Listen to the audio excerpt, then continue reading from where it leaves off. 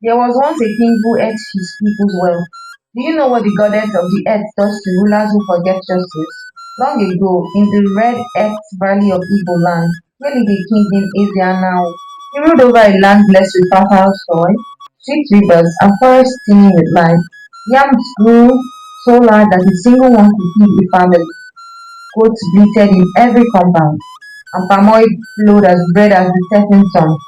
The people sang praises to Allah, the earth goddess, and life was good. At first, Eze was a just ruler. He listened to the elders, judged fairly as the upper staff, and joined with people during festivals. But as the years passed, greed began to creep into his heart. He looked upon the overflowing barns of the people and thought, why should the villager have so much when I, their king, must share mine? So he built great barns beside his palace and ordered that a portion of every harvest be brought to him. The first season, the people obeyed without complaint. It was tradition to give tribute to the king. But when Eze Ananwụ demanded half of their harvest the next year, murmurs of discontent rose among the villagers. Still, they feared his authority and brought their yams, their goats, and their palm oil. The king's barns grew fast, while the villagers' huts grew empty. Mothers boiled thin yams gruel for their children, while Eze feasted on a roasted goat meat and pounded yam every night. One day, the oldest woman in the village, Nneka, stood before the palace gate. Her back bent like a bow, with tears streaming down her face. She cried out, Eze the children's stomachs are swollen with hunger, while your dogs eat goat meat. Have you no shame before Allah, the murderer of the earth? The king laughed. Old woman, go and eat sand if you have no yam. The wealth of this land belongs to me. If the people starve, it is because they are lazy. The word spread like fire in the Hamatan hill, and the people trembled. They knew Allah, the earth goddess, was listening. In Igboland, greed and injustice are abominations against her sacred law. That night, the moon hid behind thick clouds, the earth groaned, and the walls of the king's palace cracked. His barns, though filled to the brim, began to rot. Yams turned black and stank. Palm oil hardened like stone. His goats gave birth to stillborn kids. Terrified, the king summoned his Dibia, the diviner, who cast cowries upon a white plate. The Dibia's face grew pale. Now, he said, Allah is angry. She has cursed your household because you have eaten your people's wealth. Unless you return what you have taken, your reign will end in sorrow. For pride is a stronger chain than iron.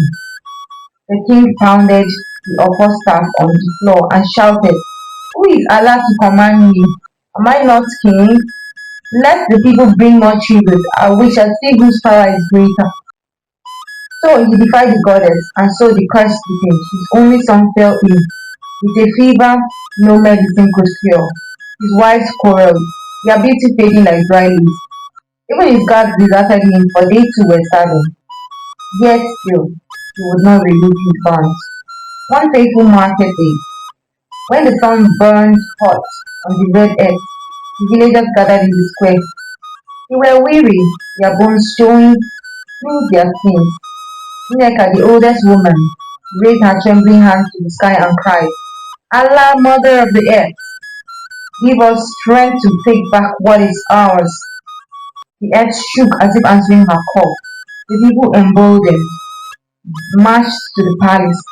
They carried no weapons, only their empty calabashes and hungry children, for their anger was sharper than any spear.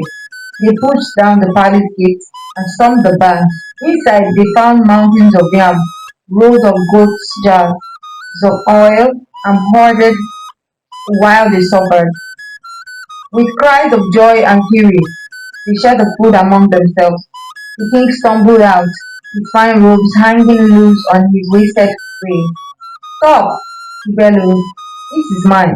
But people no longer feared him. A young man named Obi, whose twin sister had died of hunger, stepped forward. No, Eze Ananwụ, this world belongs to the people.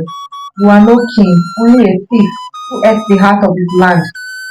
The crowd roared in agreement. They stripped the king of his crown and sent him to exile, never to return.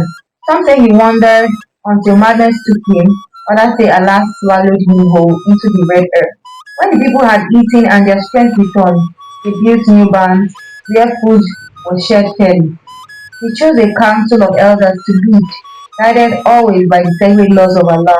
From that day on, mothers told their children the story of Eze Ananwụ, the king who ate his people's wealth, and how the earth goddess punished his greed.